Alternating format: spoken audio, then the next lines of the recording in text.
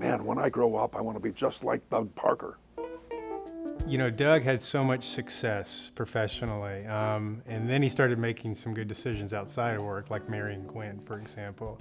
And I think Gwen was probably the impetus at the beginning for the involvement in UMOM. And then once Doug really committed to become part and offer kind of the resources that he could, I think he really just kind of fell in love with the place. And between the two of them, you know, you bring that kind of unbridled passion to support their causes and then getting their kids involved too. It's really been just a blessing and a benefit for all of us that have been associated with UMOM.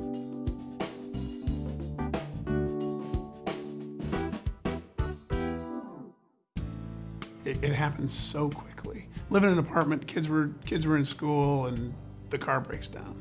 And you gotta decide, I have to make the car payment. If I don't, I lose my job. If I get the car fixed, however, I'm gonna miss this month's rent. All of a sudden you're out of a house, and then the cycle just continues and you just go into this downward cycle. UMOM allows you to break that cycle. It allows families like that, hardworking people who just are down on their luck, the chance to get back on their feet.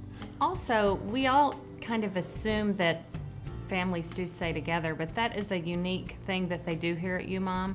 They do keep the families together at night. In some other places, the children, after they reach a certain age, may have to go to a different area of the shelter to spend the night.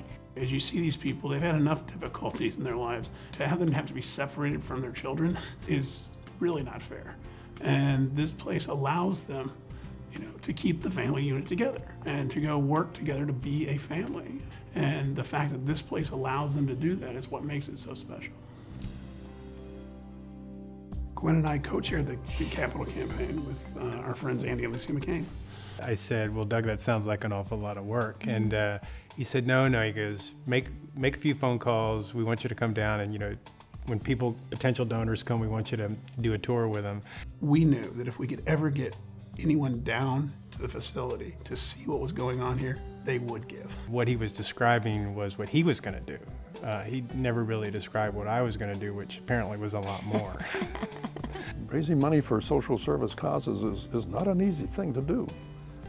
So $20 million, wow, congratulations, Doug.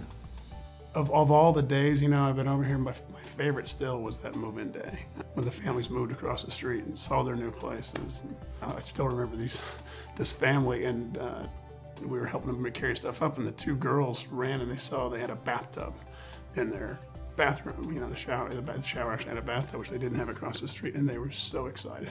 Yeah, it helps you realize, again, how fortunate we all are. And really, you know, what a great place this is. Because you could see the parents were proud too. They were doing something better for their kids. And, you know, the ability to be a part of that and see that happen, and for our kids to see that happen, you know, you can't say enough about how much it means to you. Gwen and Doug understand that this is just the beginning of solving this problem. We got to get them off the street, we got to get them to where they can sustain themselves, and then we got to get them to where they can go live on their own. The only sad part is we don't have enough rooms for everybody. Mm-hmm. You know, the only thing we wish is we could do it for more people. You know, it's one thing to write a check, which is very important, but it's another thing to really commit your time and set an example to your kids that this is important, and this is something we hope you'll be doing when you have your families. I really think they do inspire me by just showing that it doesn't really matter where you, like, your lifestyle, like you need to be really wealthy or not necessarily, but you can always, like, give back, and there's always a way to just show you care. They taught me, like, that a minute of kindness, like, can be like an hour of happiness for another person. UMOM's pretty important to my parents. There's a whole facility that my parents provided some funding for in the name of my mom's father. I think they genuinely and actively worry about the homeless situation in Arizona, and I think that they've made efforts to alleviate that. They help out rather than just showing up and watching. They really get down on their knees and they really help. They really do make a difference here.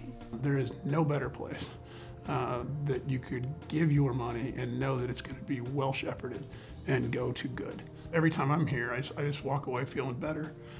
One, about the fact that this organization exists, but also, you know, about people in general. It's easy to develop a heart for the homeless when you come here. UMOM develops that heart in all of us.